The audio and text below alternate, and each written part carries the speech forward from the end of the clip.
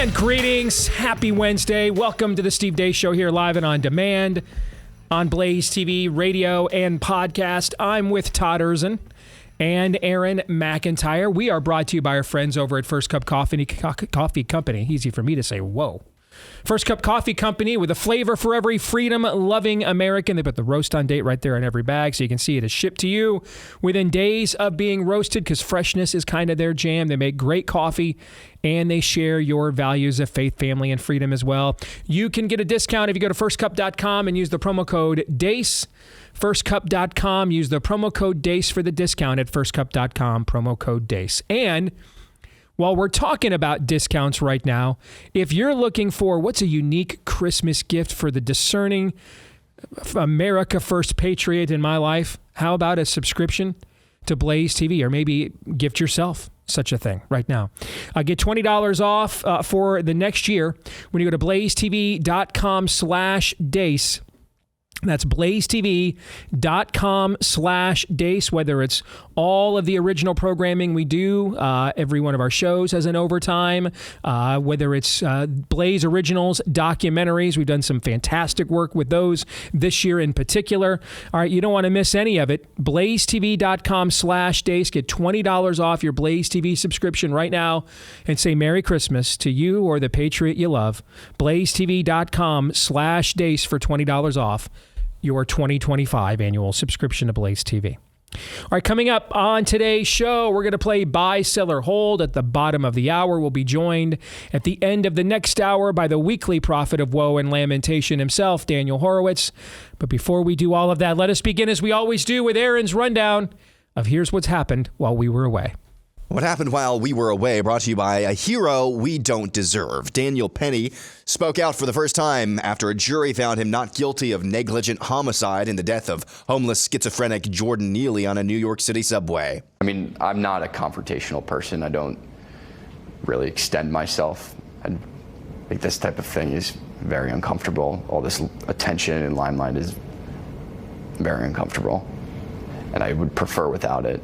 I didn't want any type of attention or praise, and I still don't. Mm-hmm.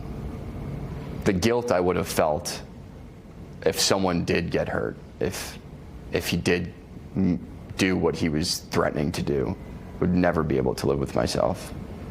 And I'll take 1 million court appearances and people calling me names and people hating me just to keep one of those people from getting hurt or killed. Former New York Congressman Jamal Bowman posted this on X yesterday in the aftermath of Penny's not guilty verdict. Quote, "Dear white people, I don't know why I feel the need to keep talking to you. I don't know why part of me still has hope for you and for us. Some of you are too far gone, but maybe enough of you aren't and will join us in fighting to end white supremacy," end quote. The manifesto of United Healthcare CEO assassin Luigi Mangione has allegedly been released. Mangione claims he acted alone, tells the feds he respects the jobs they do, and explained his disdain for the American healthcare industry. Not mentioned in the manifesto is Obamacare. Congresswoman Nancy Mace says she has a wrist brace after being assaulted by a pro-trainee activist on Capitol Hill. 33-year-old Rainbow Mafia orc James McIntyre of Cook County, Illinois, was arrested by Capitol Police after the incident. In the Senate, Mitch McConnell has a wrist brace for a different reason. The 82-year-old suffered a fall during a Senate lunch yesterday, suffering a wrist injury and a laceration on his face. The San Diego County Board of Supervisors voted 3-1 to become a super sanctuary county, prohibiting all cooperation with Immigration, Customs, and Enforcement, even on serious crimes like rape, and going further than California sanctuary state law. Act Blue, the massive online fundraising platform for liberal causes, has informed Congress it did not automatically block donations made with foreign-bought gift cards until recently, a potentially significant revelation in an ongoing investigation into whether China, Russia, Iran, or Venezuela routed illicit money to Democrat candidates. Basketball phenom Caitlin Clark of the WNBA has finally bent the knee to the woke mob. After becoming Time Magazine's Athlete of the Year, she told the publication, quote, "I want to say I've learned every single thing, but as a white person, there is privilege. A lot of those players in the league that have been really good have been black players. This league kind of has been built on them. The more we can appreciate that, highlight that, talk about that, and then continue to have brands and companies invest in those players that have made made the league incredible. I think it's very important, end quote. Breaking news, the Postmaster General of the United States of America is a literal toddler. Here he is being questioned by Congressman Rich McCormick on why he gave himself an A grade on his job performance. You, sir, do not get an A grade. You cannot give yourself that grade. I just did. You can't. You can't grade your own paper, sir. I've been to medical school. Well, then, I got my MBA. You can't. I'm sorry. You are graded by the United States people, and they don't use your service anymore. You bankrupt. That is not true. You bankrupt this through your reputation only. Through your reputation, you are responsible for the fall of the Postal Service and the lack of accountability. Congress is responsible for the fall of the Postal Service. So it's Congress. I am trying to fix on your the Postal watch, Service. With all the AI. Before my watch, the same stuff happened. With all the AI, with all the computer systems, you're worse than if I took a horse and picked up the mail and delivered it 2 miles down the road. For those of you listening, Postmaster General Louis DeJoy covers his ears while receiving criticism from Congressman Rich McCormick and stops just short of saying, quote, nana, nana, boo, boo. And finally, Ohio State Representative Josh Williams introduced a bill in the Ohio legislature that would make it a felony to plant a flag at the center of Ohio Stadium in Columbus because apparently that's the priority over there in the Buckeye State. And that's what happened while we were away. There's Charmin Soft, and then there's Invertebrate.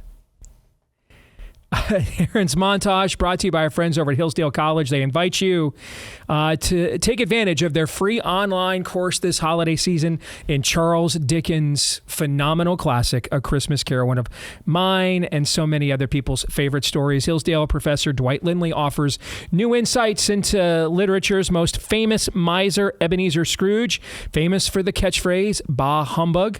All right, in response to the busyness of life, you guys know the story. I mean, I don't have to keep going on. I mean, this thing has been redone, remade so many different times because it is one of the great works of Western literature. You can register today for this free online course. Enter into the world of Dickens' A Christmas Carol. You'll see things old, anew, rediscover the joys that we often overlook here in our daily lives. You can sign up for Hillsdale's free online course on A Christmas Carol by visiting DeaceForHillsdale.com. That's F-O-R.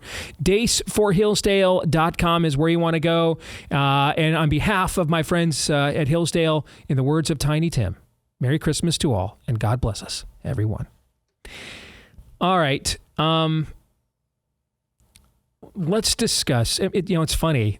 Our little state here is closing the year. You know, we were supposed to be at the center of the culture war with this little quadrennial event we have called the Iowa caucuses, but the king basically conquered that event and just it never started, let alone feels like it ever happened, right? Okay. Mm-hmm. But here at the end of the year, our little state here in Iowa is currently the flashpoint of a couple of fronts. One we've been talking about here on the show for the last several days into last week with Joni Ernst, and the discussions about her being primaried, by the way, continue. I mentioned I got called by Politico and Wall Street Journal on Monday. I got contacted by NBC News just a little while ago, but we were getting ready to start the show, so I haven't returned that call yet. So whatever she has done to indicate some sense of tepid support to Pete Hegseth has not really diminished the clamor for a primary opponent for her one bit. So that remains an ongoing story. But earlier this year, we had several discussions on this program about Caitlin Clark. And I was adamant that she should not go to the WNBA. And I was adamant for all of the reasons that are now currently taking place. On the surface, it doesn't make any sense, right? I mean, Caitlin Clark is groveling to a league that she is bigger than. She does not need. She is her own brand. She could go play internationally where a lot of the woke silliness that we have here largely does not exist and would be, a Pele level of draw if she did. I mean, heck, she could just barnstorm the country with Caitlin Clark's Globetrotters and make every bit as much money, if not more, than what she's making right now. This headline, I think, from the Babylon Bee, I think sums it up well. Caitlin Clark explains that white privilege feels weirdly like getting beat up by giant black lesbians. But the reason why I didn't want her to go to the league is this was always bound to happen. She was never going to hold out. And it was frankly unfair to ask her to, because it would be in denial of human nature. I would like to say, and in a healthier era, we might have been able to say this, that as a woman, she is in a uniquely challenging position because, men are relational creatures as well, but women are preeminently relational creatures. And asking a woman, just as a general rule, to be an iconoclast goes against just the natural order of things as a general rule. Doesn't mean you don't have Joan of Arcs every now and then, or, nuns in Calcutta every now and then that are comfortable in a role as an iconoclast as a woman, but it is not a typical state of play for women. They are preeminently relational creatures. Traditionally, men have been more comfortable in iconoclastic positions as traditionally more results-oriented creatures. I would like to say, therefore, what position she finds herself in is uniquely challenging for her, being asked to go up against an entire league, an entire peer group. I remember some of the moments during the season when it was clear she was being picked on, like her teammates never supported her, came and picked her up, never supported her during press conferences. That's very tough for anybody, any human being, particularly women. However, do we have a long list of men in the sporting world right now who are anxious to line up and buck the spirit of the age and exert their testosterone levels regardless of their belief systems because they don't want to sell out to things they don't believe in? Do we have a long list of these kinds of men in the celebrity world today, or the sporting world in particular? I'll ask them, Steve, but right now they're busy. They're neck deep in the transfer portal. Correct. They've got their priorities. I mean, there's a reason why the kicker of the Kansas City Chiefs, Harrison Butker, was our man of the year for the first half of the year, because he's unique. Now, what makes him unique? I'm going to talk about that here next. Let me share with you some, because some of you are like, well, what's the big deal about this one quote? It's actually not that one quote about white privilege. If you go through the interview, Caitlin Clark says that she doesn't view herself as being picked on by the other players in the league whatsoever. She doesn't feel like the eye poke that made national news earlier this year, she doesn't think it was intentional. In fact, she even goes so far as to say that's a gender double standard. People get poked in the eye in the NBA all the time. So, of course, the women do it, and it's an international incident. Yet at the same time, she wants to say, I didn't want to get put on the Olympic team as a mascot. I want to earn my way. In her mind, it is very clear from liking Kamala Harris's presidential announcement. Remember that just a couple of months ago? She liked that on Twitter. And in her mind, it's very clear, and in many people's minds, by the way, that there is this imaginary realm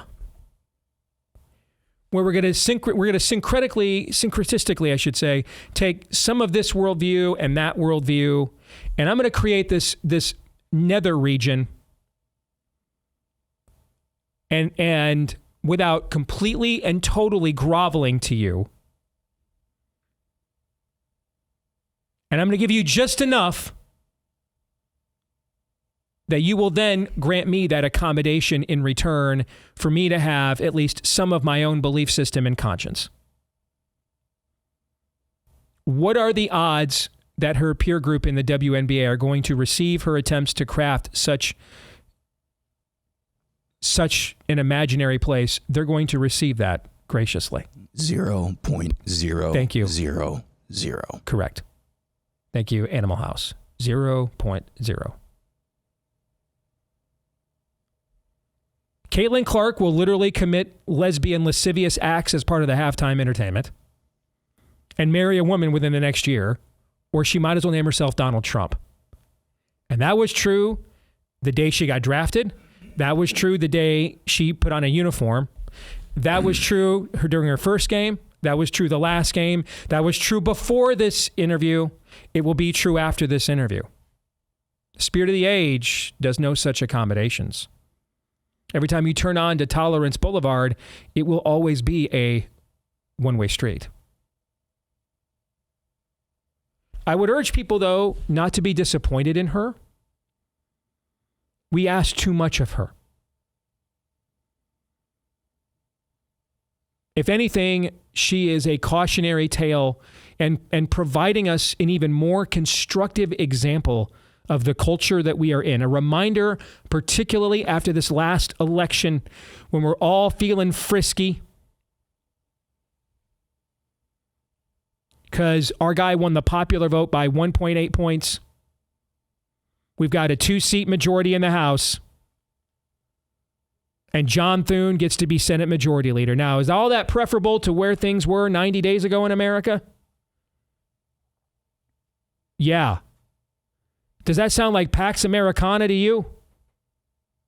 We're still in revival or bust territory here. We're letting some light shine through, baby, and I'm enjoying it. And I would urge everyone to enjoy it. But I think, we've done, whether we're talking about our partners here on the show, hey, don't get complacent because of this election. How many people have we brought on that have done interviews independent of one another, totally different topics since the election, that have, Todd, had a similar message? Well, we cannot get complacent because we won this one, right? Mm-hmm. All right. We cannot get complacent. We must understand and remember this culture is still in revival or bust territory. The spirit of the age, religion, and yes, it is a religion. It's not a political ideology. It has many manifestations, woke being one of the new ones, the most current ones, obvious ones, but that's a hydra.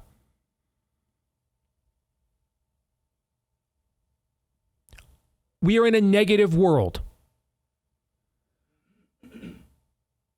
50 years ago in America, a great athlete would have pretended to be a Christian because of the social pressure they faced. 50 years later, a soccer player writes Jesus on his rainbow band as he's playing during Pride Month, and it's an international incident. We're in a negative world. And all of the social stigma is applied now to us. All of the social pressures now go against us.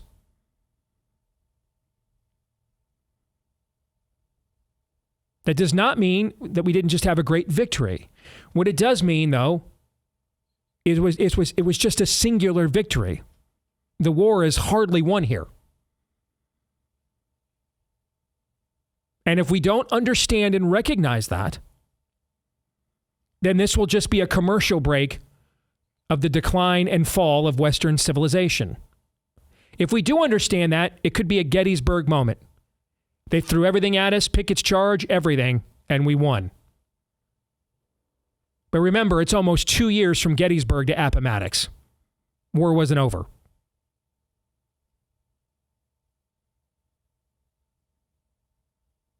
And what we need to be reminded of is this. Cultural Christianity, didn't Richard Dawkins come out earlier this year saying that he wants the return of cultural Christianity? Didn't he say that, the great atheist? Meaning, just a generic acknowledgement that Christian morality is good for a society. And Christian philosophy and thought has contributed greatly to Western society and thought. Or Christless conservatism or populism have no shot, none, to win up against what we are up against. What are we up against? An entire zeitgeist. The church spent a generation crafting Hawaiian shirts, pleated khakis, and sweater vests. The enemy spent the last generation taking our place and doing all the evangelizing and discipleship that the church chose not to do. And so now all of our institutions are conquered. All of them are.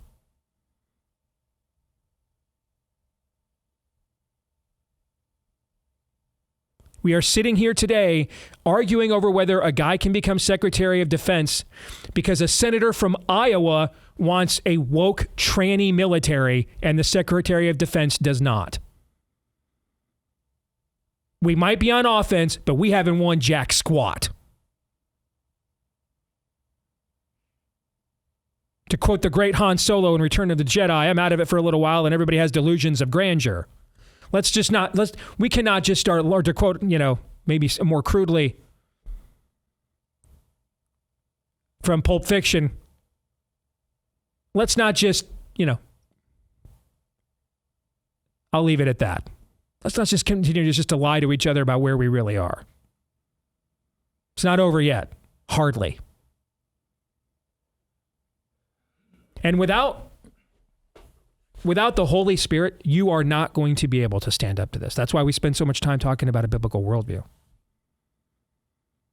Every now and then, we'll be reminded that the endangered species known as the alpha male, if properly motivated, without being a spirit-filled believer, will punch back. Elon Musk is an example of this. But ultimately, Elon Musk a few years ago, all this stuff was still around a few years ago, was it not? Mm-hmm. He wasn't in the battle with us then a few years ago, was he? He had to feel the pain himself. They had to rob his son from him. He said that many times. That's essentially what drove him into this. They took his son away from him. They transed his kid. All of the influences are against us. All the prevailing winds are against us. And they were against Caitlin Clark. And I don't care that you went to a nationally renowned Catholic school. Even the best Christian schools can do is a form of cultural Christianity. That's why a lot of Christian schools around the country, for example, don't let unbelievers enroll in the school. It's not a substitute for the church.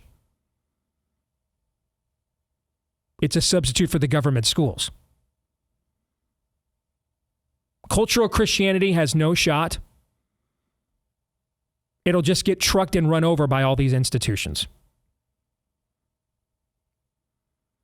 Well, I grew up in homespun Iowa and the cornfields of traditional Americana. Has no shot. None.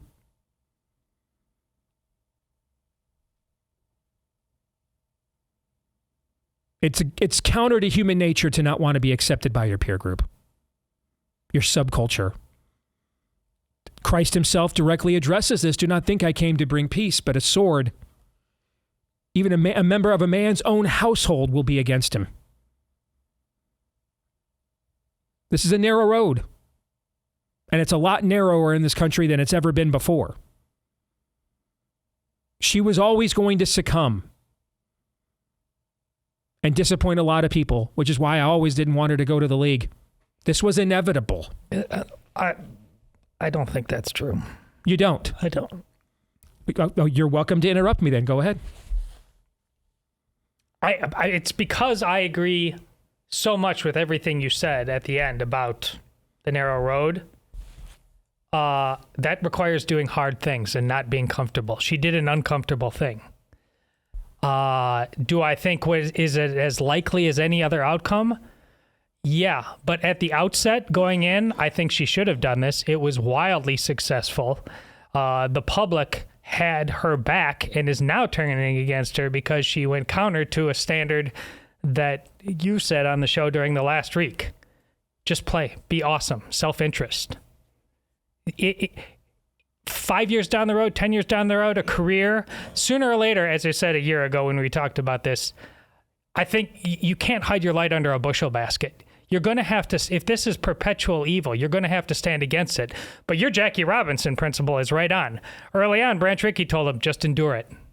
But Jackie Robinson was a spirit-filled believer. I know, but either way, endure it. I said in the long term, it's as likely as not. I agree because of that standard. But I don't think this was inevitable all along in terms of her coming to this moment with Time magazine. It's a terrible decision. It's very disappointing. I have no problem you being disappointed with her, but this isn't a unique. It's not a women's problem. It's not a women's sports problem. The standard of sports is no longer aspirational. It is robber baronism and Marxism combined. Go to any sport you want to. See, but Todd, that's why I think all of this was inevitable because of everything you just said. You're describing the very zeitgeist I'm referring to. You're quantifying. Well, then we should stop all sports, and that ultimately may be where this has to go because every prevailing influence in this culture is to do what she did in this interview. I talk every about single this one all is. the time. I pull out her. She did something very uncomfortable. That was hard. You look over at college football. Everybody's doing what's comfortable all the time, and it's destroying that sport. She got ate up by it. It's very, very disappointing. But you look at that wildly successful league. I'll give you a spoiler alert. It's not, like my capitalist of the year for the end of the year show was going to be her. Mm-hmm. She made everybody a ton of money. Mm-hmm. Just from the self-interest principle. Now she's your subsidy of the year, basically. Oh yeah, this is. Yeah. It didn't. Own me, take advantage of me, farm me out, utilize me. In the near term, your point, there was zero reason to do what she did. Now, because of that, in the long term, and this is how all of us go through, you get to the point where here I stand, I can do no other. You've been given so much. You can't but not say, you can't but not have your goal to transform this league and leave it better than you did. But as a rookie, she did. I mean, really, people look to her as a model. There's all kinds of people that are disappointed in her today, and publicly shaming her, and rightly so. And the lessons we should learn are: what are we doing any of this for? Acceptance. Acceptance. And acceptance.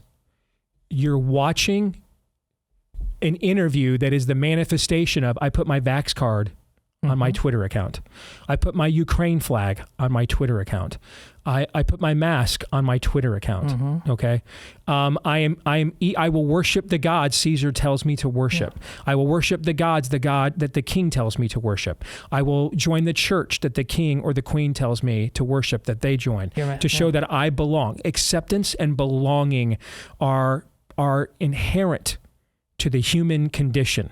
And if we do not have the acceptance and belonging of a one-on-one relationship with our Creator, with His Spirit filling that Blaise Pascal hole in the heart, we are idolaters. Those are the only two options. That's the word I was just going to go to. You just mentioned a ton of idols there. Yes. Do we really look like a people that have an appetite for smashing a Christian people right now? No. No, we do not. That's why I'm not mad at her. That's why I thought this would always get to this point. It's funny, you, I think, made a better case for my own position than even I did. Everything you said is exactly why I believe that this was inevitable. There are no motivations to do what you want her to do, and many people wanted her to do, which was just go be a great basketball player and let that speak for itself. Because then I have no belonging. I have no. Then who's my family? Who are my fans? What's my subculture? What's my peer group? All right. The entire nation loved her. That was it. The entire nation absolutely loved her. For good reasons. Yes. But it can't fill the void of being treated that way by the people I want the respect from the most. We've talked about this before.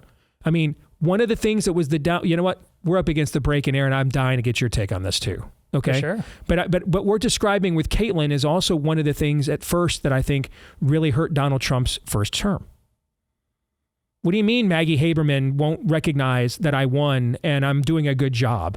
What do you mean I can't trust putting Elaine Chao in my administration and Reince Priebus and all the rest of these pukes? I think there's some truth to that, yeah. And then I think it took that's, you want to talk about an alpha male, that's Donald Trump. It took him trying to almost be put in prison and shot before he finally said, you know what? F all these people. All right, I'm just going to go scorched earth. Okay? We'll pick this up here in a moment.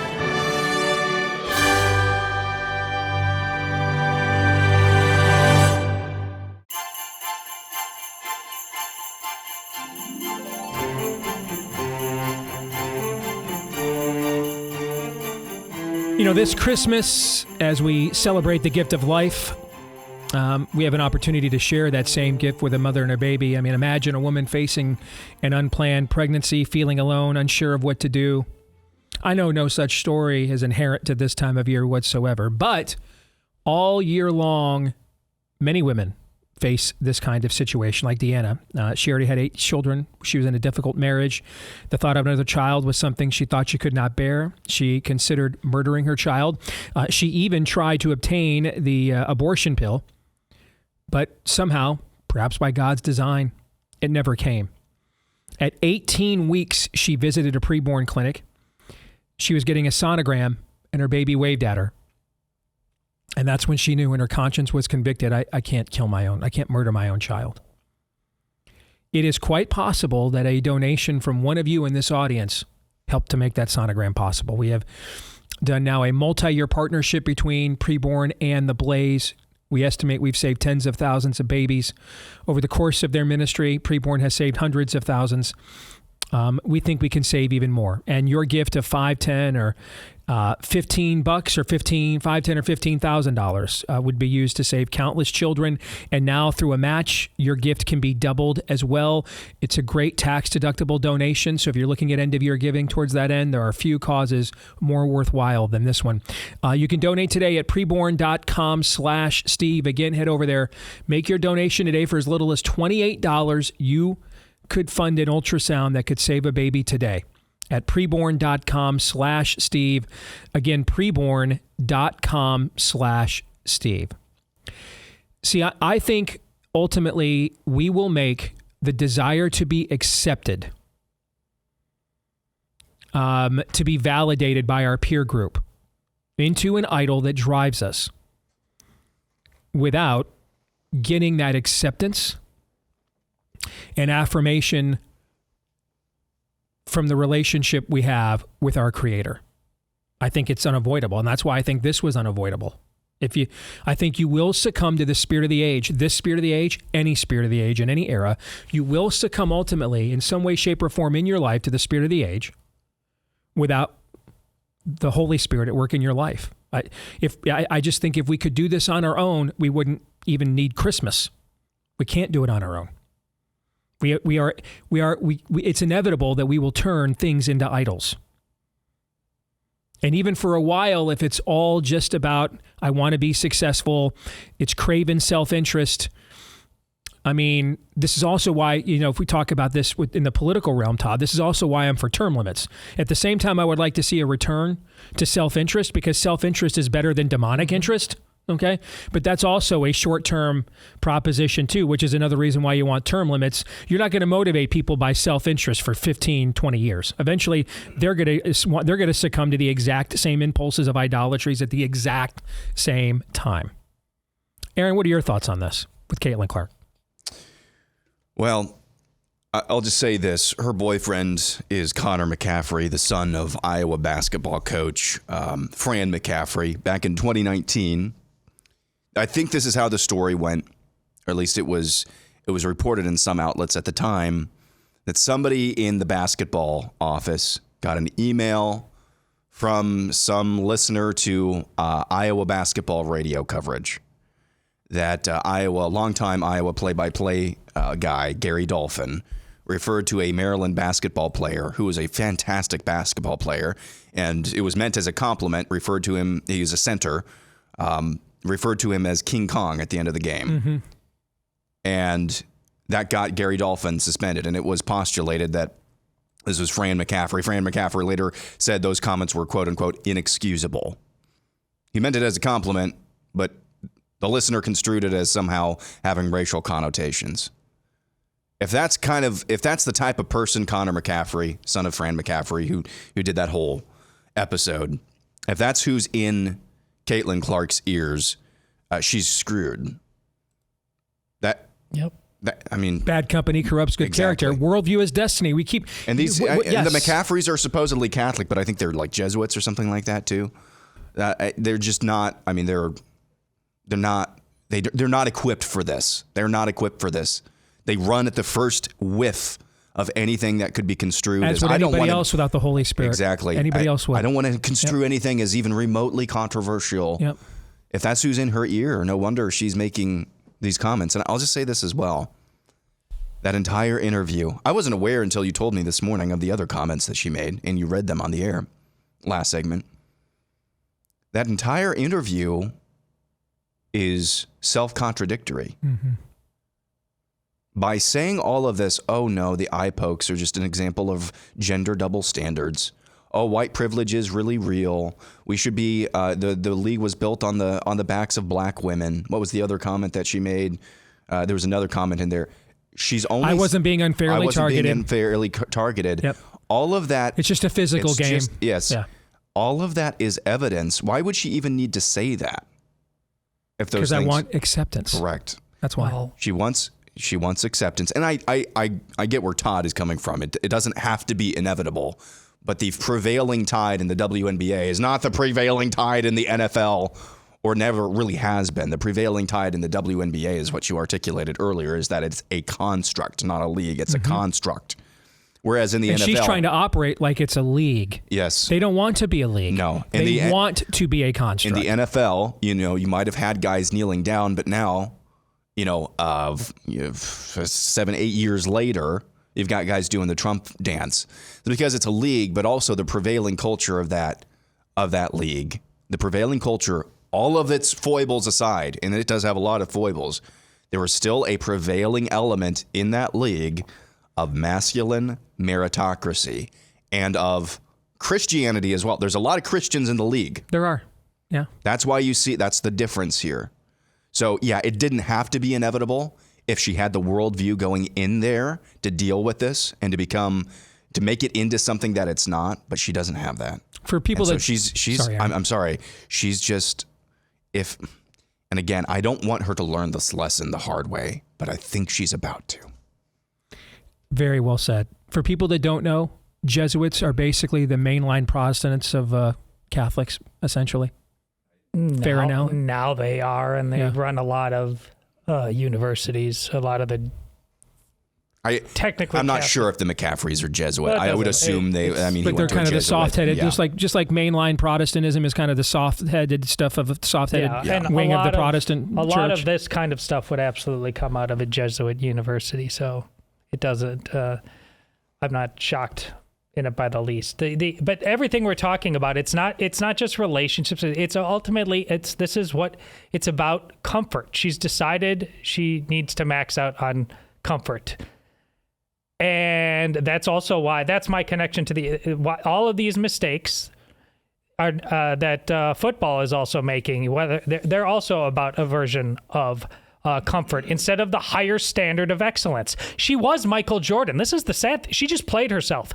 If you've watched the 6-part series on the Bulls, just document what we all know about Michael Jordan, the single head drivenness, and he broke down in tears because talking about how old players had criticized him, and he said, "I never asked them to do one thing that I would do myself." She was the gym rat. It worked her tail off. There was a great story about her during, I think, the end of the college basketball season.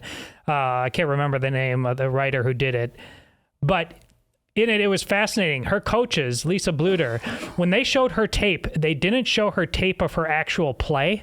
They showed her tape of how she reacted negatively because she was so in the moment, so driven. She was known to throw some temper tantrums, be unfair to her fellow players, so singularly focused on that.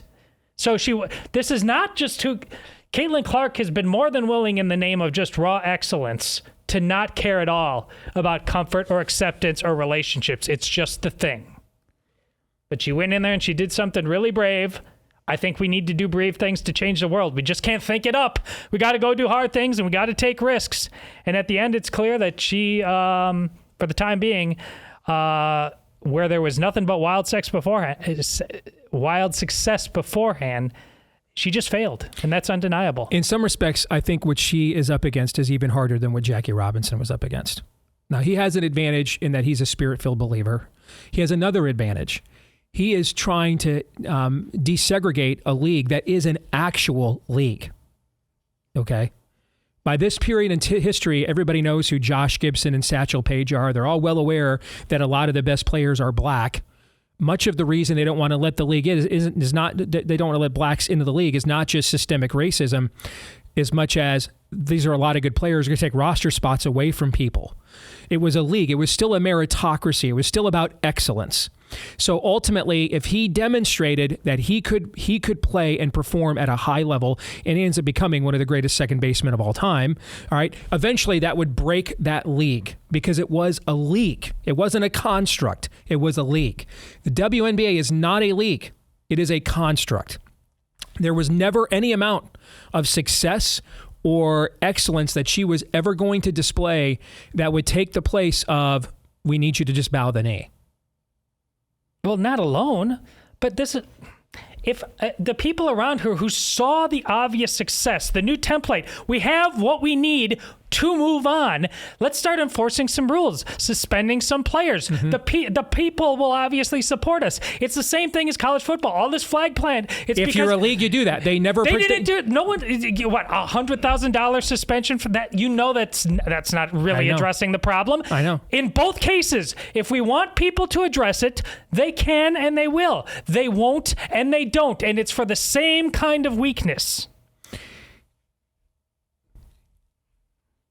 Caitlin Clark has joined a church. She just doesn't realize it.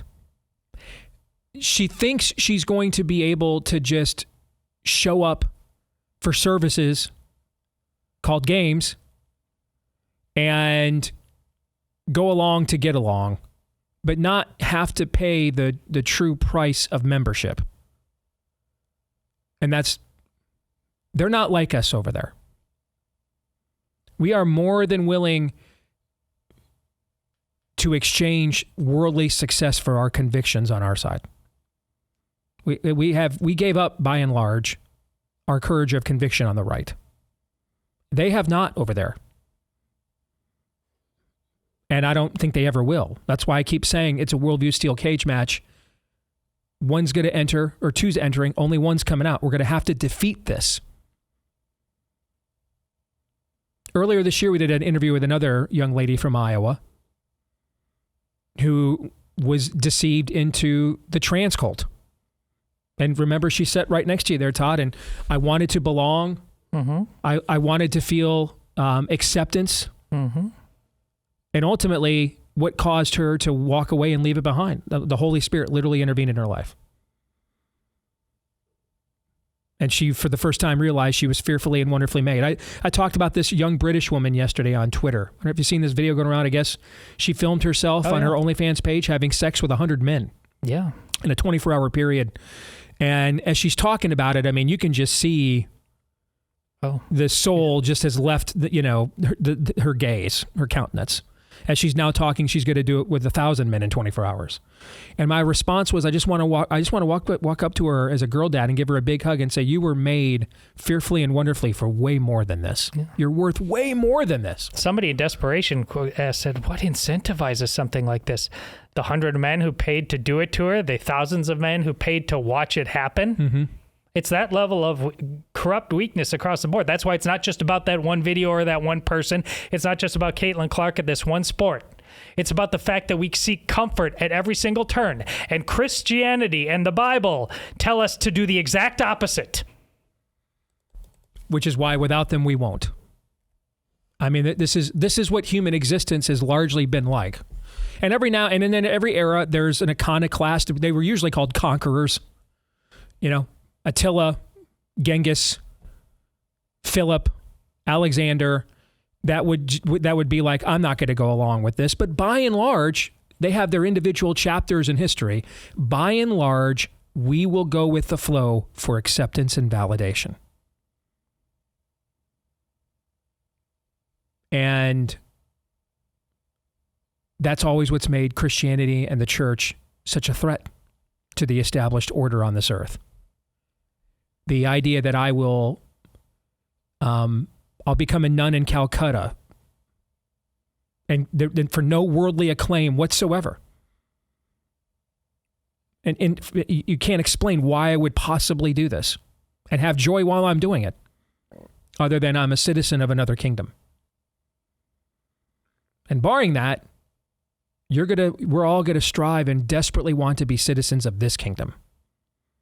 And so if we have any of our friends or peers that instinctively know what's happening to the culture is wrong, but you think we're going to just do this with, generic cultural, maybe 40 years ago we could have done this with generic cultural, invocations of Christianity, but we're way past that now. All of the social pressures, and this is what Caitlin Clark came up against. And I'm telling you right now, if Caitlin Clark could come up against it and she can't withstand it in her own steam, very few people are going to be able to, given what she's already done and proven to get where she's at. We're not going to be able to do this just with generic cultural homages. And we're not going to be able to beat this with Vox Populi. Those things can all be useful tools in the fight. But ultimately, never forget these two things, folks. Never forget them, please. Something will always rule. Something must always be worshipped. There is no secular. Something will always rule. Something must always be worshipped. There is no secular. There's God is or he isn't. There's I'm in a state of grace with my Creator, or I'm an idolater. And those are the only options. Now, we all have our different preferences of what those idols can look like that we happen to enjoy and polish specific to us. But those are ultimately the only two options. Because something will always rule and something must always be worshipped. Caitlin Clark, like many people, believed there was a third way. There's not. It's clear from these interviews. She still believes there's a third way. There's not. The next step for her will be she will go full iconoclast because she has a superior conviction to the need for acceptance, or she will grovel even more to finally gain the acceptance she craves. Those are the only two options. And they're the only two options for all of us. Hour 2 is next.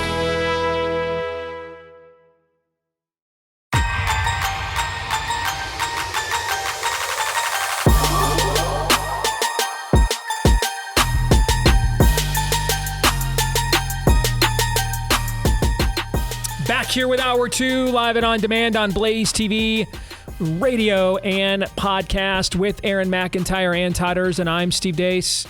Let us know what you think about what we think via the stevedeace.com inbox. You can take advantage of that by emailing us, steve@stevedeace.com, DEACE. Like us on Facebook, MeWe, and Gab. You can follow me at Steve Deace Show on TikTok, Instagram, and of course, X, formerly known as Twitter. If you like the podcast version of the show, thank you so much. Please hit subscribe. If you're on iTunes, follow. That makes sure every time we do a new episode, it's right there in your podcast feed every time. Also, leave us a 5-star review if you like us as well, and we appreciate all of you that do that too. Also, would appreciate it if you would subscribe to our new YouTube channel as well, as we're trying to overcome all the censorship there with a brand new channel at Deace Show on YouTube. That's at Deace Show on YouTube. And this part of the program brought to you by our friends over at Miracle Made and its self-cooling properties for better quality sleep, using silver-infused fabrics inspired by NASA so that you have thermoregulating all night long, whether it's the extreme cold of the winter, extreme heat of the summer, the fall and spring where it's nice during the day and the temps really drop at night, right? The consistent thermoregulating is what gives you a great night's sleep, and these sheets do exactly that. I sleep on them every night I'm at home. Absolutely love them. They're also very, very comfy. All right, so go to trymiracle.com/Deace to try Miracle Sheets today. And whether you're buying them for yourself or as a gift for a loved one, if you order today, you can save over 40% off. And if you use our promo Deace at checkout, you'll get 3 free towels and save an extra 20% too. All right. And Miracle is so confident in their product, and they should be, that they've backed it with a 30-day money-back guarantee. If you aren't 100% satisfied, You'll get a full refund. So upgrade your sleep with Miracle Made. Go to trymiracle.com/Deace. Trymiracle.com/Deace. Use the code Deace to claim your free 3-piece towel set and save over 40% off. Trymiracle.com, code Deace. That's trymiracle.com, code Deace. At the bottom of the hour, the last man of integrity still working at the Blaze. At least that's what's in my Twitter feed on a daily basis. Daniel Horowitz, who's going to lower his own moral standards by joining the likes of us. I know. I love it. Here at the bottom of the hour. By the way, next Wednesday, for the last hour of Buy, we're doing a full show of Buy, Sell, or Hold. It's our last live show of the year. The one and only Daniel Horowitz will be joining us for Buy, Sell, or Hold, the final hour. And then we'll do to him what the WNBA did to Caitlin Clark. Daniel will come back after the holidays, and he'll come back in January full cat turd. And we'll get blamed for that too, right? I shouldn't do that. A bunch of Anons might threaten to come to your house and beat you up against Todd, like what happened last week. That's how we're beginning. All right, so let's do it. Buy, sell, or hold. Nice. Aaron has your submissions. Todd and I have yet to see them. We will buy each one, sell each one, because it's the holiday Christmas season. You are permitted to hold. I mean, you're going to still live with the shame of it, of course, but there will be no external punitive penalty. Just your own conscience will be nagging at you for punking out. And it's called Christmas Forbearance. We'll get through as many of these as we can. What remains, we will confront and deal with in the overtime today for Blaze TV subscribers. Go to blazetv.com/Deace. Get 20% off your annual subscription to Blaze TV for 2025 right now, blazetv.com/Deace. All right, Aaron. All right, we'll begin with non-hyphenated American. Aaron should judge a post by the content of the post and not the name on the X handle. Dismissing a post from an anonymous account for that reason only is no different from leftists using Alinsky tactics to call every conservative a racist bigot so as not to have a debate and not to have to debate their ideas. So I'm going to buy on the first part. I do that all the time. So what does that say? Maybe if you're an anonymous account that doesn't get taken, maybe your posts just aren't good enough. Or I know we use exactly. anonymous posts all the time. Yeah.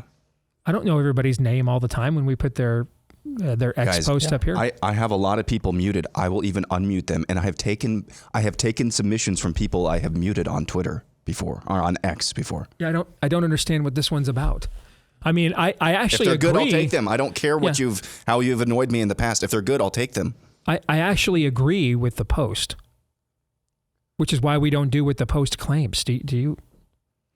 People are so mad at me because I also will post anonymous accounts. Here's the difference.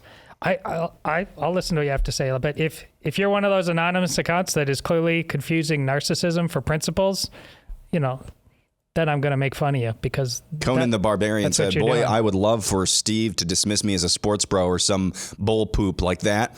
I would be very tempted to come out of the anonymity at his front door. So we're going to go from, I can't post under my real identity for fear of backlash to I will come to your house and fight you? Yes. And then today another Anon said, in response to something I said, hey, Twitter's not real life, bro. And I said, I've been told it's so real that you can't, that's why you have to be anonymous because everything, like they're all over the place. They're just, because this ultimately, you guys are narcissists. Get out of your own way for once. And it's not pure, I don't want to make it illegal. I don't. But this thing, you have a whole different alter ego going on here. You're lying to yourself. And that's the problem. This is the Caitlin Clark problem again. It's not even uniquely about sports. You have this thing going on over here that is clearly not real. You're terrified to let people know what's actually real. So you do this thing. It's Jekyll and Hyde nonsense, and it's obviously so by the fact that, and the Anons that come in and defend us and say, hey, I know this isn't about me, and that's why I'm not complaining about it, and that's clearly why it's about you. This is not even advanced calculus. This is simple math. You're obsessed with yourself. What he said. All right. Not sure if that's a buy or a sell, but it's what he said. This is from Daryl. This new coalition party that Trump has built has become, I'm sorry, I'm struggling today with my voice. It's throwing me off here. This new coalition party that Trump has built has become is actually allowing the Christian right to have the most influence it has ever had, at least since Reagan, if not ever, given that MAGA and Christians are much more aligned, even though in many cases it's for different reasons. I don't disagree with that. Now, as someone who's very well versed in this world and its past, present, and potential future, let me also say that the bar is very low. Okay? The bar is very low. That being said, okay, I don't even think that this is a debatable point. I don't. If we take yes for an answer. Yeah. Yeah. Well, as I've said before, the one thing, if I had known, I mean, Todd is correct. Many of the things that we did at the time and acted on, we acted as best we could on the information we had at the time through the prism of our own worldview, right or wrong in the Trump era. Okay? Yeah. The one thing I'm just going to tell you right now, if I had known that Trump was as malleable as he turned out to be, if you've earned his respect and gained an audience with him, and for a period of time, I had. If I had known he was that malleable, then I wouldn't have cared if he would have hung John McCain in effigy that day at the Family Leadership Forum. I would have signed up with it right away. But I didn't know that. I kind of figured the alpha male billionaire was going to come in here and corrupt us, not actually listen to us, okay? And if I knew he was this malleable, then I would have absolutely signed up with it. That's the one thing, if I would have known that it was possible to influence a man of that stature once you have his attention, that's the one piece of information that if I knew it at the time would have absolutely changed what I did 10 years ago. But that's on him. Seeing that's on him as much as anybody else. You didn't know it at the time for very good reasons. He didn't make that self-evident to you. It was on him. He's the candidate. And that's ultimately what flipped me during his presidency, is when he got into office and started keeping his promises that he made to a lot of my own people, my own friends, my own contact network. All right. I'm like, oh, okay. I mean, I go back to the very first weekend of his presidency. It was marked by two events. One, the kind of thing that I thought the entire Trump presidency, he had allowed himself to get bogged down into. Remember him and Sean, he was having Sean Spicer, his first White House spokesperson, get photos to count the people of who had more at their inauguration, him or Obama, right? Okay, so there's that. All right. But remember, they went right to war on trying to deport people from predominantly Islamic influenced countries right away. Which, by the way, that was the watch list they got from the Obama administration. They were just acting on the Obama administration's own watch list. And I remember having those conversations that first week that he was president with Daniel, where they're like asking for help. And we were like, okay, I guess they are going to do some of the stuff that we thought they were probably just saying to win and lie to us about. They're going to actually do it, So in the end, again, I'm about the name on the front of the jersey, not the back. It's amazing what you can get done in this world when you don't care who gets the credit for it. The great plaque on Ronald Reagan's desk, So, yeah, to me, I don't agree with everything and every appointment he's made. About 80% of them, I do, maybe even a little bit more. So, to me, I'm getting from Trump in his own way many of the reasons why I preferred DeSantis in the primary. And because of that, now I get to also stay in Iowa. I don't have a President DeSantis calling and asking me to come to D.C. to serve in a White House. I don't want to have to do that because you also can't say no, right? So if I'm going to get from Trump many of the reasons why I supported DeSantis, and then I get to still have, be here in Iowa with my family, that's a pretty good deal for me. I'm a happy camper right now for the most part. I'm good. I agree with that. I'm going to sell just for this reason, because when you read this, you're setting up a schema and I agree with it, but then putting flesh on the bone, actually carrying out the game, that's a game plan, that's a roster, but it's not the actual game itself. The actual game itself, and I'm serious, guys, out of the two variables working together, the Trump MAGA group and the Christians, because that word's explicitly in there, right, Aaron? Yes. Which one right now within the political sphere out of those two do you trust less? Oh, the Christian group. Yeah. See, You think when people write this like this, I know they put that word down there and they think, see, holy, here's the driven snow, and now we... Another reason why I was very tempted to go work for him, because I'm coming out of this era where I just found out many of my own leaders either suck at this or cannot be trusted, okay? And so I'm like, well, we can't just not participate, so what's the option? Yeah. I mean, trying to do this through a lot of typical traditional Christian conservative circles is anywhere from cowardly to ineffective to just a grift, So I'm already thinking coming out of that, those several years, we may need something new, something different. Okay. And that percentage you mentioned with Trump early in the week that you and I were arguing about, but 80% really, really good. The 20% but let's say that's right. That 80%, no matter how bad some of the 20% stunk, those Christians we're talking about, what's their batting average going back years? Not high. It ain't good. It's not high. Right. Next up, we go to Anthony Fava, who says, between Syria's regime falling and the pics of the United Healthcare assassin, Lindsey Graham's dopamine receptors have short-circuited this past week. Gosh. Okay. You're in a dark place. This is that Jimmy Carter 70s Saturday Night Live skit. Do you have any Almond Brothers? Yes. Okay, yes. Son, I think you've taken some orange sunshine. Yes, take the orange. Yes, that's you took the orange. Yes. Nevertheless, I'll buy. Yes. Despite everything Todd just said, which I agree with, I will still buy this. Yes. We had several submissions about Caitlin Clark. I took this one. Fieriest Maine says, Caitlin Clark did not write her own struggle session statement. She signed the confession under duress. I think that's actually a best case scenario. I think you should consider we're dealing with a 20-something-year-old female who's grown up in the social media era where affirmation and acceptance. See, that's the other thing. Is it was hard to be an iconoclast in eras where you didn't constantly know where you stood with people all the time. You know what I'm saying?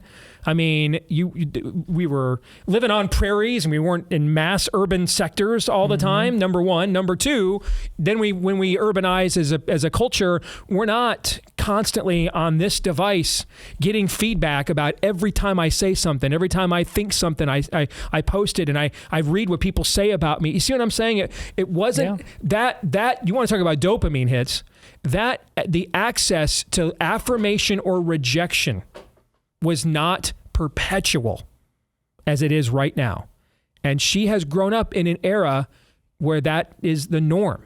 Okay. I think you should prepare yourselves for the possibility she didn't get bad advice and it's not a struggle session, that she desperately wants the acceptance of her peer group. I don't know the woman at all. I'm just saying I wouldn't rule that out, just given the signs of the times. Here's this take on X from some sports account. Actions speak louder than words. If Caitlin truly was an ally, she would have refused this cover shoot and acknowledged who was deserving. Correct. She's privileged and she's showing how she's honored to be privileged. Yep. Her words are just words. Her actions tell and say a different story. She will commit lascivious lesbian acts. This isn't a joke. She will commit. This is the Black Mirror episode with the pig. Okay? She will commit lascivious lesbian acts with one of her teammates or a rival player, or she might as well name herself Caitlin Trump. She's up against a church. Now, it's a cult. It's a warped variation of it. It's not a real one in terms of its characteristics, only that it has an ecclesiology that it will not compromise. You will bow the knee or you're an infidel. There isn't a middle ground. This groveling will not be accepted. Strategically, it's a terrible move. All she does is risk some of her own core constituency for nothing in return. Yet how many shows have I done over the years with that exact same conversation about Republican men? How many times? How many times did you grow up listening to that show, Aaron? How many times have you produced that show? There's no win here. Why are you giving them this? They'll not accept it. There's no win here at all. They won't accept it. Donald Trump started this presidential campaign thinking that he was going to be able to run away from the fact he overturned Roe versus Wade. And how many times did I sit here and say, this will never work? They won't accept this. They're not going to just cancel 400 million. Hey, Trump said that he didn't mean it, so cancel the TV ad. They didn't cancel any TV ads, did they? Right. So he finally, after they freaking nearly shot him in the face, okay, dead, then he decided to come out swinging with ads like Kamala Harris is for they, them, I'm for you. And just punched him right in the throat back. Guess what happened? Yeah, well, He won. Again, without the Holy Spirit, we will seek this level of affirmation. We're idolaters. We're going to worship something in every situation. So she's now trying to be seeker sensitive, spirit of the ager. And now what you just quoted was a fundamentalist of the spirit of the age. That's not going to work. It's basically our show in reverse. Well, you can't just, identify that you love Jesus and not actually follow him. It's our show in reverse. Because something will always rule and something must always be worshiped. The key word there in both those phrases, gentlemen, is what? Always. Always is the key word. Did I say mostly? Did I say frequently? Did I say oftentimes? Always. Always. Iron law of the universe. Every situation. Something will always rule. Something must always be worshiped. Always. All right, next we go to Jeff Atcher. Sports are all rigged. There's no way that much money is up for grabs and elites aren't rigging it somehow. They love taking advantage of sports, bro. The deep sports. The deep sports. I can't rule this out on some level. In general, mass conspiracies are very difficult to maintain because of human nature. We're not omnipotent. We always leave a trail. Okay. Someone always cracks. I mean, guys, a show in Iowa at least put some major dent in the entire COVID narrative. See, humans are not omnipotent beings. They're not omniscient beings. So in general, mass conspiracies are difficult for human beings to pull off. If you were to frame this in a way to say supernatural forces are attempting to co-opt what were meritorious, positive, largely positive, unifying and meritorious influences in the culture for then the rest of your statement, I would buy that one wholeheartedly. But I also can't blame you for thinking that way, So, yeah, I'll buy out of sympathy, even if I don't necessarily agree. Aaron, I think you were doing it for snarky reasons from a point of contempt. Is that correct? What? Should I be taking that at face value, what you just read? Sure. Okay. Because, listen, there's a lot of overlap between Sports Bro and a non-con in terms of their rationalizations. Dude, especially people who tune into this show, like a Christian worldview, but it's obviously within the Christian worldview, one of the greatest idols they struggle with is sports broism, and just accept that. It's true. It's obviously true. You have to. This is Occam's razor. You don't have to go to grand sports conspiracy. No, you're a functional crackhead when it comes to sports. You love it way too much. It controls way too much of your emotions, your time, your talent, your treasure. That's just true.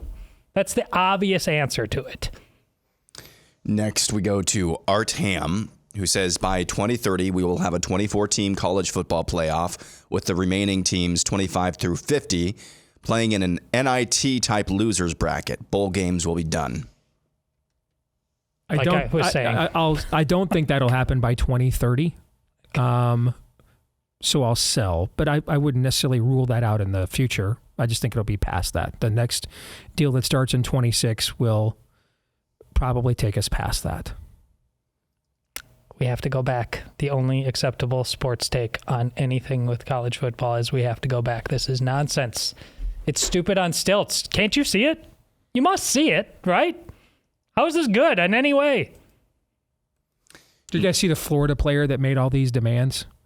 I see all of it. Here's the thing. I'm like a college football idiot savant, as you well know. Never heard of this kid. Never heard of him. Well, I told you. Makes all these demands. Florida's like, we're not meeting any of those. And then he jumps in the transfer portal. So, yeah. Aaron Riali is next. It's far better for Ron DeSantis to remain governor for 2 years, more powerful position, than to be Secretary of Defense, even if Hegseth were to fail or drop out.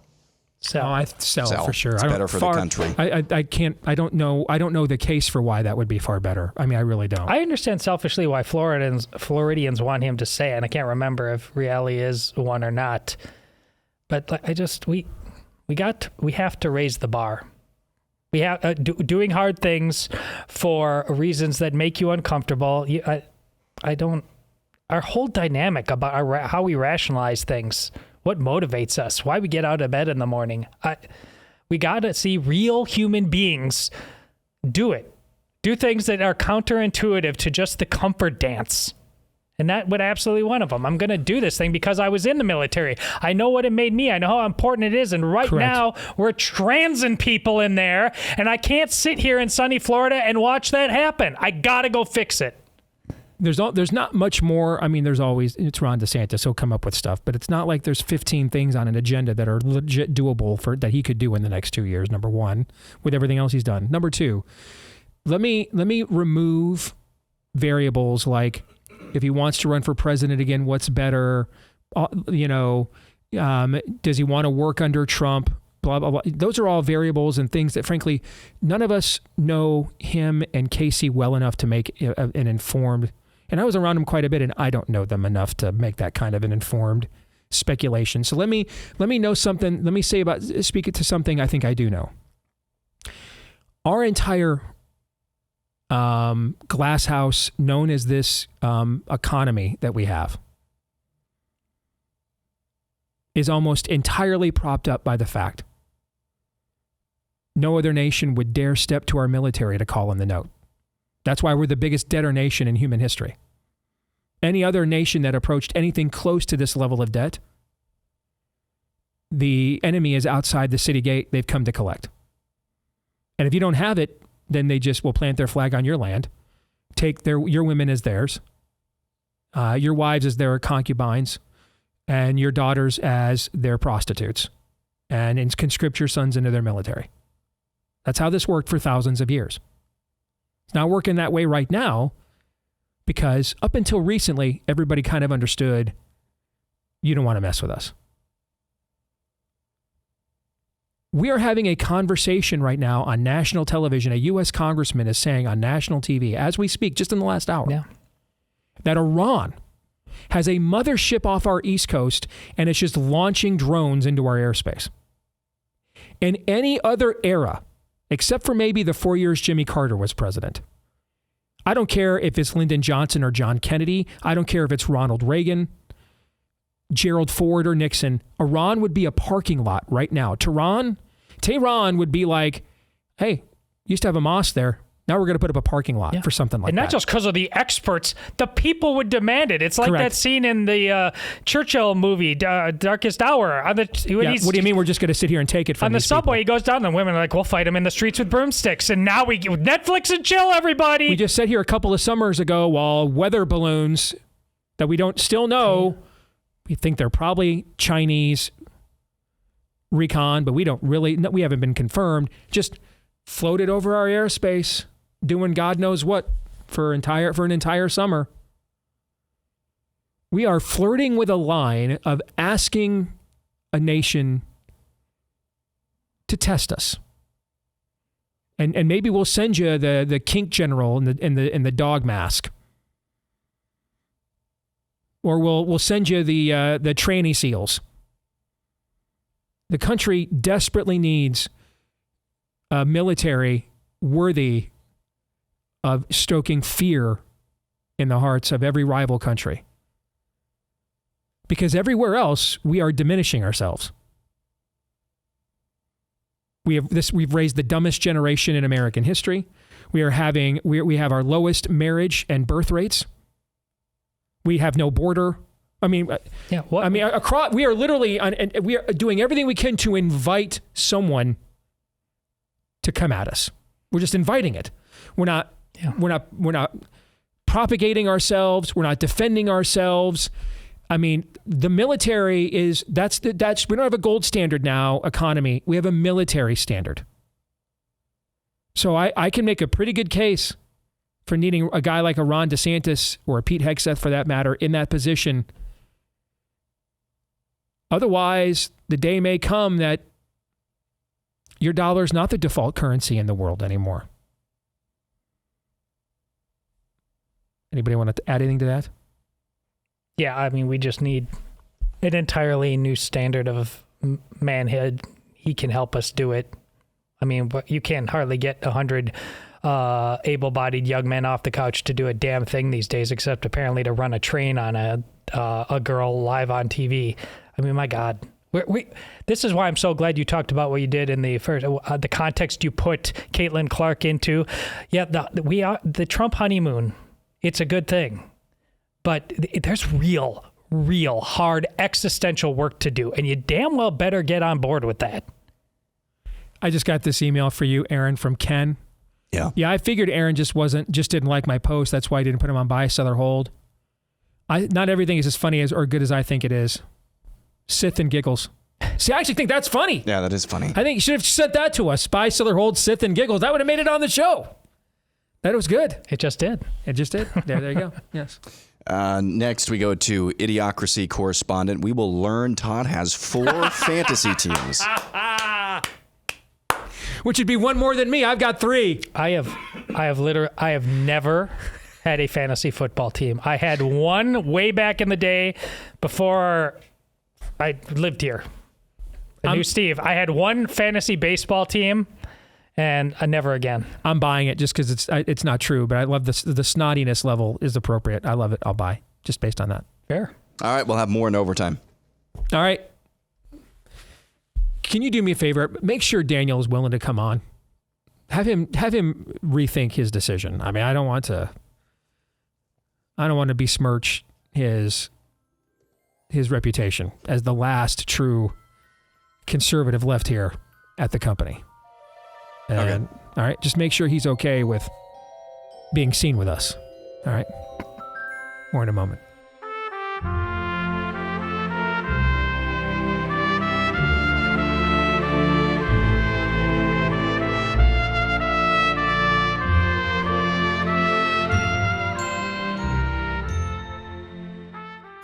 Unfortunately, if you want to avoid commerce with all companies and industries who hate you, you can't. We don't have a fully realized parallel economy yet. But fortunately, one place where we do is with your mobile phone. Make the switch today to our friends at Patriot Mobile. They are America's only American mobile phone company. You don't have to give your money directly to people who hate you anymore. You'll get the same coverage you get from the communist companies. But when you pay Patriot Mobile for their service, they will pay it forward by reinstalling those funds back into the same value system they share with you. I've seen it with my own eyes. Almost everywhere I go speak around the country, there is a presence there from Patriot Mobile actively involved in promoting the values that we share. And another thing we share, a language, okay? Can we all speak English? A lot of times you feel like you call customer service. The answer to that thing is no. Well, not at Patriot Mobile with their U.S.-based customer service team. So make the switch today. You'll get a free month of service to get you started with the offer code Steve. If you do, you can keep your number, switch your number, keep your phone, upgrade the phone, whichever you prefer, or for multiple phones. Whatever you prefer, whatever your family needs, they customize it for you as best they can. At patriotmobile.com/Steve, use the offer code Steve for the free month of service. Offer code Steve for the free month of service at patriotmobile.com/Steve. And let's welcome in the weekly prophet of woe and lamentation, according to about 15% of my mentions, the last man of principle left working here at the Blaze. We'll see how much longer he is willing to test the proverb that bad company promotes good character by being seen with the likes of us. Our good friend, the prophet of woe and lamentation himself, Daniel Horowitz. Good to see you, brother. How are you? Hey, Steve, you have no idea how much grifting I was just working on. I mean, like overtime, it's like I don't even know what issue to do first. But I mean, look, I do have my own grift. I mean, if you service my issues, then you're good. See, that's the same grift I thought I had. Apparently, if I like what you do, I'm for it. If I don't, I'm not. But apparently, that's a grift nowadays. Anyway, let's get to some real stuff. Okay. A lot of talk right now about our mutual good friend, Congressman Chip Roy, being named head of the Rules Committee in the House of Representatives. Now, can you explain to our audience what that would mean? For example, I mean, I'm an ideologue. So when I first got involved in politics in Iowa and I helped get, people with our belief system elected, I wanted them to, get on the platform committee and make sure we had this like really righteous platform, right? And then I ran into a party chairman who admitted to me that he'd never even read it, and most Republicans don't. And I realized, wait a minute, while all the ideologues like us are in the platform committee, essentially rehashing something between the Ten Commandments and, the doctrines of Western civilization, the real power brokers are over there on the Rules Committee wielding the actual power here, right? So can you articulate what it would mean for one of our people, like a Chip Roy, to be the chairman of that committee? Well, it would be a sign that they are actually finally serious about changing their MO. It would also be a sign that Trump himself is serious about it, because if Trump were still on his old ways, he would not agree with that move. Why it matters. So it's the bottleneck of the entire process. It's the committee of the committees. So number one, every other committee that passes a bill, you think, oh, it goes to the floor. Well, not really, because the Rules Committee has to agree to send it to the floor. So it could be foreign affairs. It could be ways and means for a tax bill. It could be, you have judiciary for anything you want to do on immigration, but it has to go to the Rules Committee. Number two is increasingly, we don't really do that stuff. That's like a 1950s thing. Leadership just puts on the floor the 5 to 6 bills that really matter per year without really going through the committee process or the full committee process. And it's the Rules Committee that does it. Or number three, it's a lot of what these guys do, and this is really what gets conservatives frustrated, is they give you a take it or leave it proposition. They'll put the border wall with more spending, or just some sort of false choice. Everything's a false choice. So what Chip at Rules Committee, it's not just whether you vote the bill out to the floor, pass a resolution that they adopt on the floor to consider the bill, literally. It's under what consideration, under what conditions do you consider the bill, aka amendments? And could you force votes that they don't want? You're really talking about setting the agenda here is really what we're talking about. Yeah, we're literally talking about it. So, for example, you're not going to get these guys to get rid of the vaccine liability shield. Chip could say, all right, we're having that as an amendment to this bill. It would be a big deal if he would agree to it. I mean, that would be a very big deal. Now, I do want to temper the expectations. What this does is it guarantees us an opportunity to expose the frauds. It doesn't necessarily mean we'll convert them over. Right. So we can force them to take votes they don't like. No more fig leaves. Just let me quantify that. No more fig leaves of fake fights and fake votes so that a bunch of frauds can hide about who they really are. If we're going to do stuff, I mean, in many respects, Chip would be the second most powerful man in Congress other than the speaker himself, is kind of what you're describing in terms of setting the agenda. And everybody would be put on notice. We're not doing fake fights or standalone votes for grandstanding that have no chance to pass, rather than using the process of reconciliation or other things the rules permit to actually try to advance the ball down the field. He essentially would be a referee, an integrity enforcer is essentially what we're talking about. No, exactly. And I just want to give your audience a sense of the scope of their power. It's like magical. It's more than you think it is. So, for example, if you remember that Ukraine bill, the $100 billion in Ukraine funding, they passed 4 different bills.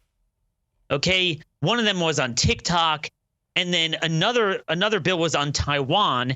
Another one was on Israel. So what they did was they passed them independently, but they wrote out a rule. You could write any rule you want. The rule was that upon passage of each one individually, they get wrapped up into one bill and sent to and transmitted to the Senate as one bill. I mean, these are the types of things they do. So that's why if I had to pick one position to put him in, it would be Rules Committee chair. What do you think the likelihood of this happening is? The likelihood of Trump endorsing against the 10 rhinos in the Senate that are up for renomination. So you don't think it's high, even though there's a lot of outcry about this right now? You don't think it's high?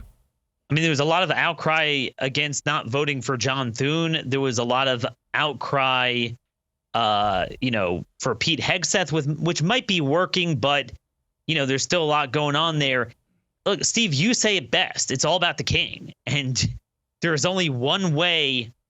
In other words, pre-Trump and during Trump, too, until now, nothing changes. We all agree. Nothing has changed. They do the same things they do. They don't care about us. They don't care about the primaries. We don't succeed in primaries. They might indulge our talking points, more indulge maybe a standalone bill. But ultimately, if they want to get something done, like I just explained with the Ukraine bill, they'll get it done. Mm-hmm. The only way, and often that's with Trump's support, which has been a problem, the only way that's going to change is if Trump connects his broad aspirations and social media posts and statements with the timing and methodology of enacting that and directing the fire where and to whom and at the time it needs to go.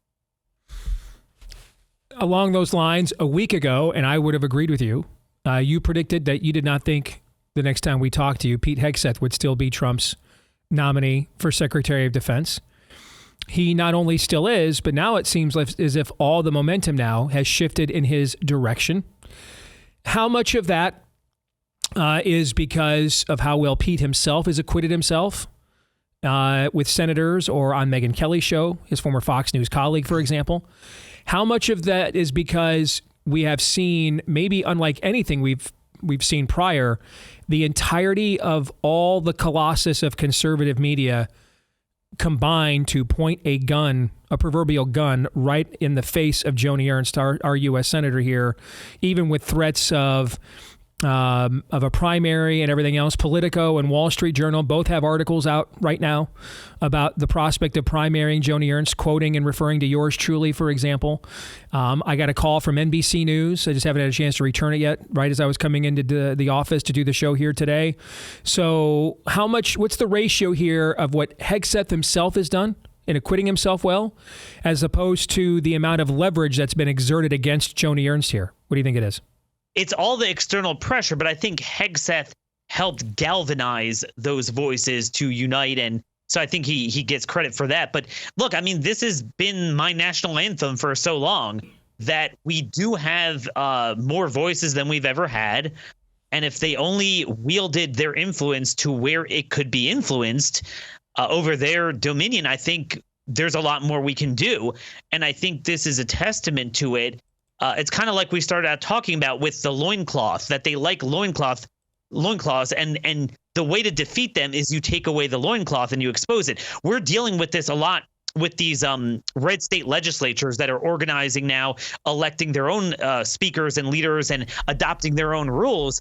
And one of the things we're finding is their biggest goal is to find ways to prevent floor votes on amendments, because they don't want to have to take certain votes and publicly make certain decisions. Now, this is not yet a vote, but it eventually will become one. Mm-hmm. But for now, if you have the entirety of the Republican ecosphere saying, hey, you're voting the wrong way, you're taking the wrong position, I'm not saying you're going to win every time, but man, you're going to have a better success rate and you're going to really make them sweat. And I think at a minimum, we're at the sweating stage of this. Now, I will say it's hard to tell where this is because it's a little bit of a moving target. This is the game they play. So there's about 8 to 10 problematic senators with regard to this vote. So, the ones that initially elicited the most ire from the base might back off a little bit. while the other ones quietly still oppose it. And then also they usually play musical chairs. So Joni is in cycle. Cassidy is in cycle. Tillis is in cycle. But obviously, meaning they're up for re-election in the next election year. Yeah, they're up for re-election this next midterm. Whereas, a Susan Collins is not. Chuck Grassley just got in there. So, if he lives out his term. So the point is, keep in mind, you can only afford to lose 3 votes. Okay. So I think that's an important distinction we all need to realize. Which one of these do you think we would most likely have the ability to overturn if we did the same with these nominations as we did in support of Hegseth on the right? The 3 nominations that people seem to be on the right the most up in arms about, and I can credit to Trump that it's only 3, because the last time it was like 15. Okay, so but the 3 are the Treasury Secretary, the CDC, no, I'm sorry, not CDC, U.S. Surgeon General nominee, and the Labor Secretary. Of those 3, I mean, you can't go to the well so many times, right? You can't fight a 3-front war. So if you were urging us to pick one that you thought if we did with that person against them what we did in favor of Hegseth, Trump would withdraw it, who do you think it would be and why? So, Steve, I'll admit that's a challenging question because there's an inverse relationship between the most important one to knock down versus the most likely. I mean, and they go together. So in other words, the Surgeon General, she has the most egregious comments, a paper trail of all these liberal things. So that's the easiest one to swat down. It's also the most meaningless. It's not Surgeon General of the United States is not Surgeon General of Florida, who's essentially more like HHS secretary there. This is it's some nerdy position. So on the one hand, it's the easiest to get rid of, and she's the most egregious in her statements. On the other hand, what is it going to do? The labor secretary, I just think is too nuanced for people to galvanize. And I just don't think they're going to get behind that. I mean, Treasury Secretary, the problem is it's one of these guys who's done a good job in aligning with Trump very close. He's very closely personally tied to Trump. So you're not going to get rid of him. But I would argue that is the one that we need to get rid of, just simply because, first of all, I don't take kindly to people bragging about marrying a man and then via surrogacy having 2 children, which he just said in an interview with the Daily Beast. But moreover, I mean, he's just the same old we've had with Stephen Mnuchin. I'd rather replace him with someone like Judy Shelton, who is trying to push a gradual gold standard. Treasury Secretary really is sort of like the Secretary of State of domestic policy. And I think that really undermined his first term. And if you're going to turn the corner on the things we want to turn, I just don't see it with a guy like that. And I think that's the most impactful one. But on the other hand, unlike the Surgeon General, which is more of a friend of a friend of a friend, this guy has cemented a personal relationship with Trump. So we're kind of screwed, Steve. I mean, this is why we got to build an ecosystem where we have our own people and we have red lines with Trump. But if you don't establish them early and often, you lose some. And I think that's already water under the bridge. I would just say in closing, where we need to make our stand is with Congress and to start demanding that they take certain actions and pressuring Trump to support them. So in other words, I want to make it clear, we always say personnel is policy, and that's true, but policy is policy even more. So I'm not happy about Scott Bessent, but I'm not going to tell you it's going to be a failure just because he's there. We could still make the right plays. Good stuff, brother. Thank you as always. We'll see you next week, okay? Take care. See you later. You bet. Make sure you get a Silkwood shower. Decontaminate from being in our proximity. Gentlemen, your thoughts after hearing from Daniel Horowitz again this week? Yeah, well, that's relatively. I mean, why shouldn't he be relatively optimistic after just telling all of America that he's a soulless grifter? I mean, I know. It's been a shtick the whole time. The prophet of woe and lamentation. Not true. Just cashing checks over there, Daniel Horowitz. I don't know. Like, I try to make. We need real people, like you said, personal policy, to step up and do brave things, uncomfortable things. I'm going to keep coming back to that for the foreseeable future. None of this is going to happen by itself. The game plan. So many of you you're used to doing video game thinking of no consequence, or you know the too deep and all this stuff. The real stuff, when the bullets start flying, guys, is what really matters. And a lot of you don't get that. All right. We're going to stick around, do overtime for Blaze TV subscribers, and finish off your buy, sell, or hold submissions. For the rest of you, we will see you tomorrow, noon to 2 Eastern, right after Glenn Beck, right here on Blaze TV. Until then, Romans 8:28.